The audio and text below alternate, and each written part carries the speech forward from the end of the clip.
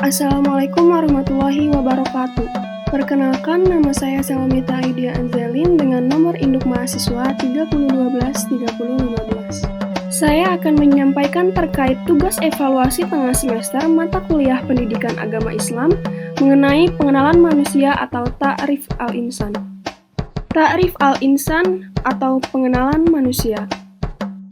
Al-Insan atau manusia adalah salah satu ciptaan Allah Subhanahu wa Ta'ala yang memiliki peranan penting dalam kehidupan di muka bumi dan memiliki derajat paling tinggi dibandingkan makhluk Allah Subhanahu wa Ta'ala yang lainnya.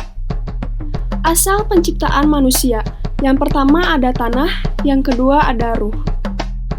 Kemudian ada unsur manusia, yang pertama adalah kolbu atau hati. Secara syariah, kolbu diartikan sebagai segumpal daging yang mana baik buruknya akan memberikan dampak besar terhadap jasad seseorang. Yang kedua ada akal. Imam Al-Ghazali memasukkan akal sebagai bagian dari hati, sehingga beliau memasukkan tafakur dalam bab zikir yang merupakan kerja hati. Allah berfirman bahwa pemahaman merupakan pekerjaan hati. Mereka mempunyai hati, namun tidak dipergunakan untuk memahami ayat-ayat Allah. Quran Surat Al-A'raf ayat 179. Yang ketiga ada jasad. Jasad sangat mudah dikenali karena ia dapat kita lihat dan kita raba.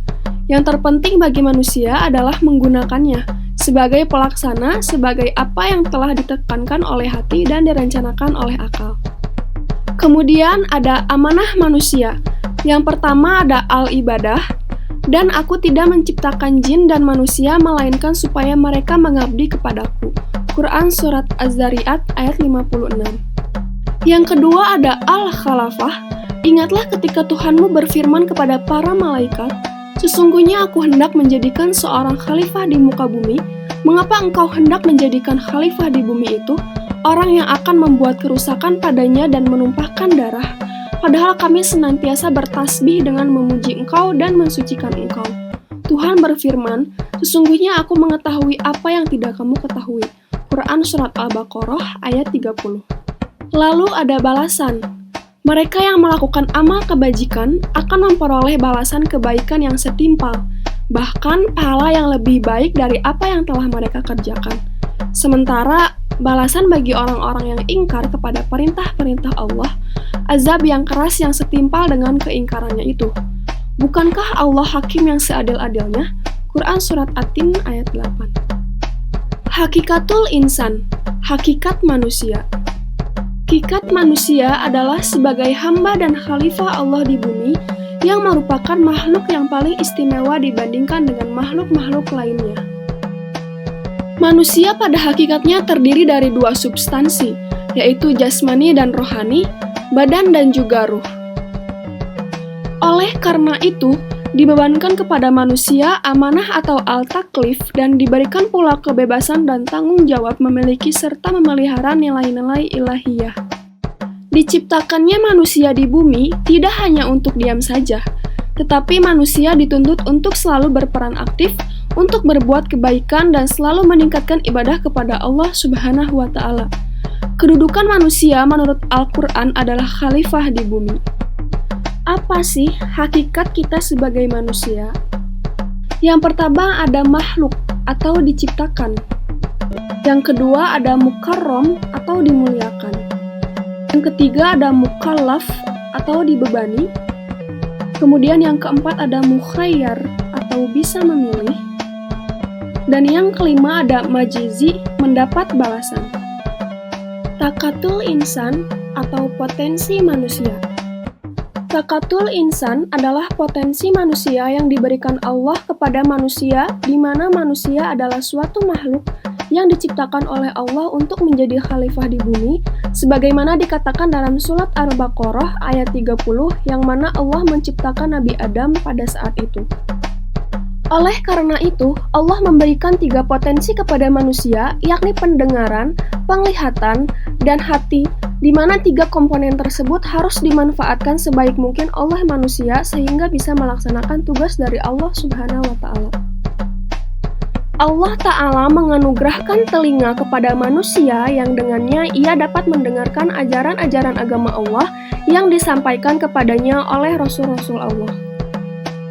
Dianugerahinya pula manusia mata yang dengannya ia dapat melihat, memandang, dan memperhatikan kejadian alam semesta ini. Diberinya manusia hati, akal dari pikiran untuk memikirkan, merenungkan, menimbang, dan membedakan mana yang baik bagimu dan mana yang tidak baik, mana yang bermanfaat dan mana pula yang tidak bermanfaat. Nafsul insan atau nafsu manusia. Secara bahasa, nafsu berasal dari bahasa Arab. Nafsun kata mufrad, jam'anya anfus atau nusufun yang berarti ruh atau nyawa dari seseorang yang memiliki niat, kehendak, dan keinginan hati yang kuat.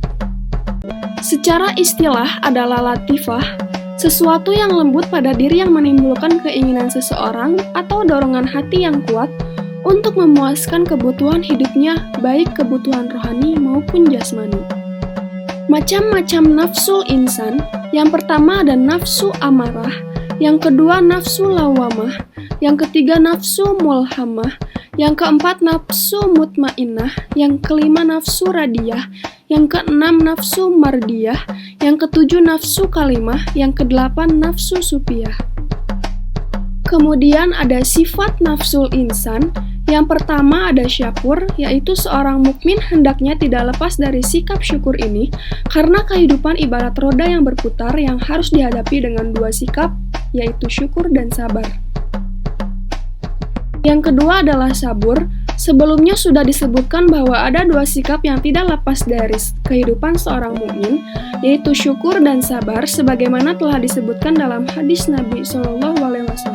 Oleh karena itu, sikap sabar menjadi sebuah keniscayaan bagi seorang mukmin. Lalu ada ra'ufun dan rahimun, yaitu sifat ra'uf dan rahim, bagian dari sikap Allah Ta'ala, sebagaimana telah disebutkan dalam Quran Surat Al-Baqarah, surat kedua, ayat 143. Sifatul insan atau sifat manusia. Manusia adalah makhluk Allah yang paling sempurna, entah dari segi penciptaannya atau kelebihan yang diberikan kepada kita, yakni berupa akal. Manusia memiliki segalanya, yakni diberikan akal serta hawa nafsu yang dibandingkan dengan makhluk lainnya, mereka tidak memiliki. Manusia diberikan akal oleh Allah agar senantiasa manusia bisa membedakan mana yang hak dan mana yang batil, mana yang membawa kebaikan dan mana yang membawa dampak keburukan, sehingga dapat mempermudah segala urusan manusia. Secara umum, sifat manusia terbagi dalam dua kelompok besar, yaitu sifat kebaikan dan sifat keburukan.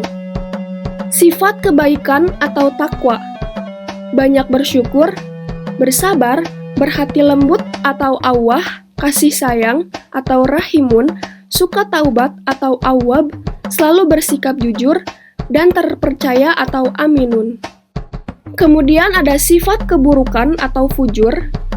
Manusia itu lemah, mudah terperdaya, manusia itu lalai, suka tergesa-gesa, suka membantah, suka berlebih-lebihan, pelupa, suka mengeluh, kikir, dan kufur nikmat. Dalam Al-Quran, manusia dijelaskan sebagai makhluk pilihan Tuhan, sebagai khalifahnya di muka bumi, serta sebagai makhluk semi samawi dan semi duniawi yang memiliki sombong yang luar biasa. Namun, Al-Quran juga mengajarkan bahwa manusia yang beriman dengan sejati dan mengajarkan kebajikan sesuai ketentuan syariat dengan penuh keikhlasan, serta saling menasihati satu sama lain. Al-Quran juga menyebutkan sifat-sifat kelemahan dari manusia, yaitu sifat lemah, keluh kesah, kikir, sombong, mudah putus asa, terburu nafsu, dan senantiasa jadi pembantah. Oleh karena itu, Al-Quran mengajarkan manusia untuk selalu bersyukur atas nikmat yang diberikan Allah dan menjauhi sifat-sifat negatif tersebut. Hakikat ibadah. Ibadah adalah serangkaian tindakan, doa, atau ritual yang dilakukan oleh individu atau komunitas sebagai bentuk penghormatan, pengakuan, dan ketaatan kepada Tuhan atau kekuatan rohanilah. Ibadah mencakup berbagai bentuk, seperti doa, puasa, ritual keagamaan, dan pengabdian kepada sesama. Hakikat ibadah. Dalam syariat Islam, ibadah mempunyai dua unsur, yaitu ketundukan dan kecintaan yang paling dalam kepada Allah Subhanahu wa Ta'ala. Unsur yang tertinggi adalah ketundukan, sedangkan kecintaan merupakan implementasi dari ibadah tersebut. Kecintaan yang sempurna adalah kepada Allah Subhanahu wa Ta'ala. Setiap kecintaan yang bersifat sempurna terhadap Allah Subhanahu wa Ta'ala. Syarat ibadah. Yang pertama, ibadah harus diniatkan karena Allah.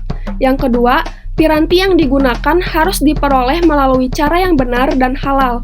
Sedangkan syarat khusus diterimanya ibadah dengan jenis, hukum, dan cara pelaksanaannya. Dalam hadis menggandengkan dua nikmat, yaitu iman dan kesehatan. Jadi ketika kita diberikan kenikmatan sehat dari Allah, maka gunakan untuk hal yang bermanfaat. Lakukan segala perintahnya dan menjauhi semua larangannya. Adapun manfaat lain ibadah yaitu mendapat keridhaan Allah, dipermudahkan jalan menuju kebaikan, hati menjadi lebih tenang, sabar, sikap tawakal, dan menjadikan diri lebih baik. Maka dari itu, manfaatkanlah nikmat iman dan sehat dalam kebaikan melalui ibadah atau pengabdian kepada Allah, hidup manusia akan terkontrol.